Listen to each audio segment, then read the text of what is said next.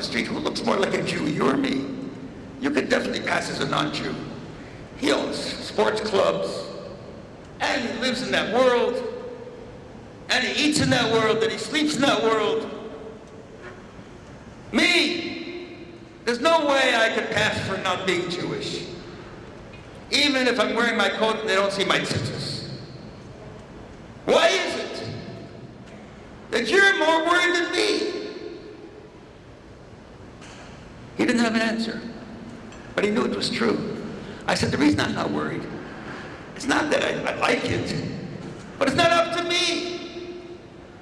Jews, Goyim have hated Jews from Esav and Yaakov. It's not something new. Esav wanted to kill Jacob, Laban wanted to kill Jacob, the Egyptians wanted to kill Jacob, the Philistines wanted to kill Jacob, the Romans wanted to kill Jacob. So what else is new? The Nazis killed Jacob. So what else is new? But we are still here.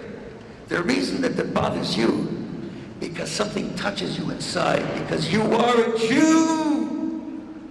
As much as you don't want to be a Jew, you are a Jew. I live in a community that when I moved in, you couldn't be a Jew to live there. But it's a community that I chose to live because there was one side of the street that was only non-Jews. And you couldn't be Jewish to live there. The other side of the street were Jews who were very assimilated. So I decided, as a pilot project, the Rebbe told me to do a pilot project, to go into that community. I figured that Jews in that community are any worse than prisoners, spiritual prisoners. So I went into that community, and when we bought the house, I didn't see the house that I bought.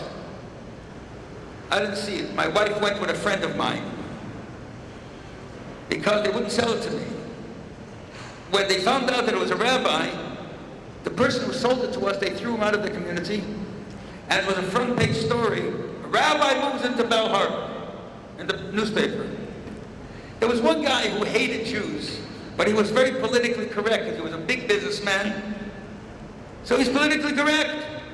So I want to know, I tried to talk to him, he wouldn't talk. Don't worry, you're not going to talk to him. One morning, I'm walking in the street, and he's there, walking in the community.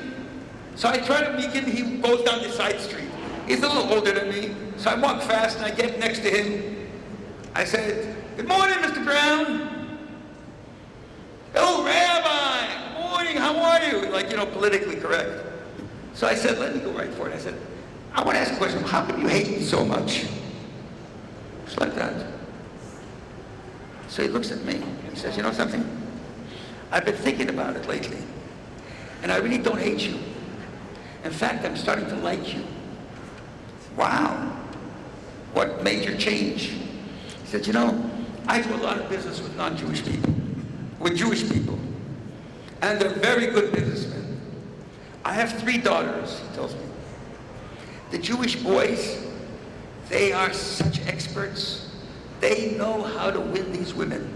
Every one of my daughters likes to go out with Jewish guys. I'm a Catholic. I don't want to marry Jews.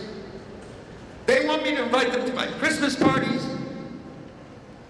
I get invited to the bar mitzvah parties. I don't want that. I want my girls to marry Catholics. But you, I heard that as much as I don't want my daughters to marry Jews, you don't want your son to marry Catholics even more. So I'm starting to like you. You know what Jacob said to Esav, who wanted to kill him when he came to see him? He said, I was in the house of Laban and I kept the Torah. When you live like a Jew, the goy doesn't bother him.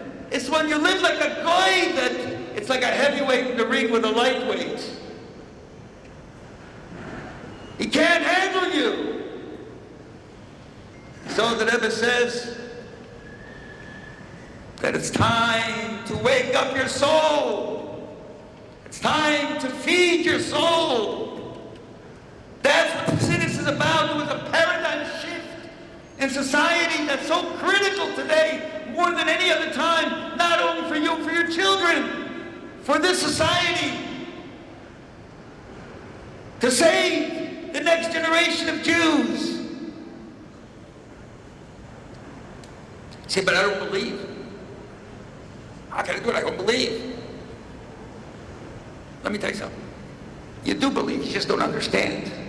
Your head gets in the way of belief, because there's a book written, again, by a fellow by the name of Professor Carter from Yale. It's called The Culture of Disbelief. Every child believes in God. You know that? Ask any child, how's God? They'll tell you he's big, he's this or that. As you get older, you stop believing. You don't stop believing because you start thinking there's no God. You stop believing because you don't want to live by his laws. Everybody believes. It's that your head gets in the way of belief. And so today, the time of Yudas Kislev, when we're celebrating this paradigm shift, it's time for all of us here to look into your life and say, what can I do to answer the needs of my soul? Everybody, you do yoga, you do exercise, you do dieting, you do all kinds of things to make your life better. Talk to your soul. Open up the Tanya. There are a lot of rabbis here. The shluchim will be happy to respond to you. And just to conclude, a friend of mine, his name is Gideon Greif. He is the co-chancellor, co-creator of Yad Vashem. He wrote a book, which is a classic book on the Sonderkommandos. Who are the Sonderkommandos? They were Jews who, in the concentration camps, they had the job of putting the Jewish people into the showers where they were murdered, where they were gassed, and then taking them out of the showers and rolling them to the crematorias. Sonderkommandos. No Sonderkommando lived more than 6 months. In order to get to do it, they got special privileges. They gave better food. There's all kinds of movies about it. There's all kinds of books. He wrote the classic book on it, this grief about the Sonderkommandos. At the end of the war, and after 6 months, the Nazis murdered them, killed them. So there should be no record of what they did. At the end of the war, the 90 Sonderkommandos escaped or left. They were embarrassed to say who they were. So this grief, he went after them, tried to find some of them to tell them what happened. Tell us what happened in that space when you took off the clothes of the men and the women and you put them into the showers. And they put the cyanide into the showers. What happened? Nobody wanted to talk to him. He found 30 of them who were still alive. He researched, he found them. Only 9 of them spoke to him. The others didn't want to talk to him. They were embarrassed.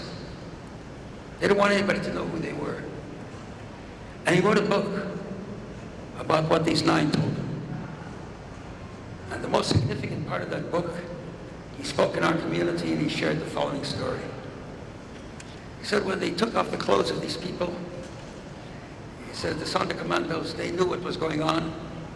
They had to fake it. And they said, you're going to take a shower. And they knew in their heart, you're going to die. You're going to be murdered.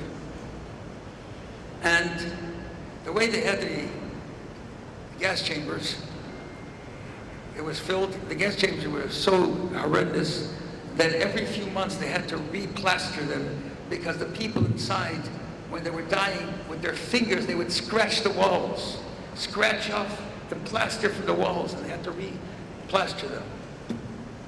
And between the heads of the people and the ceiling of the showers, there was space because the Germans were so meticulous. They were so exact. They didn't want to waste any space, so they would put little children on top of their brain, their heads, the babies. So we put them into the shower, He says, we did everything except one thing, the Nazis themselves. On the roof of the showers, there were holes. And in those holes, the Nazis, Yimach Shemam, got you to wipe out their names, these evil devils of inhumanity. They would fill those holes with cyanide 5. And he says the most incredible thing happened. As the Jews were standing in those showers and screaming and crying, he says the one sound that came out of them that was most audible was Shema Yisrael Hashem Elokeinu Hashem Echad. And the Nazis, when they heard them say Shema Yisrael, so they would say in German, it hat was sie sagen. Do you hear what they say? Shema Yisrael. It sounds, put it more. Shema Yisrael sounds like Shema Yisrael, which means in German, put it more. So the Shema Yisrael caused the Nazis to put more poison in. Shema Yisrael Hashem Elokeinu Hashem Echad. That's how they went. What are they saying? Shema Yisrael. They should have, in the gathering, you know what they should have said? God, you don't exist. God, you're not my God. Why are you doing this to me? At that moment of truth, of essence, their souls came out. My dear friends, our souls are begging for us to come out. You read all kinds of books, read all kinds of stories, you go to all kinds of classes. Do yourself a favor. Do your children a favor.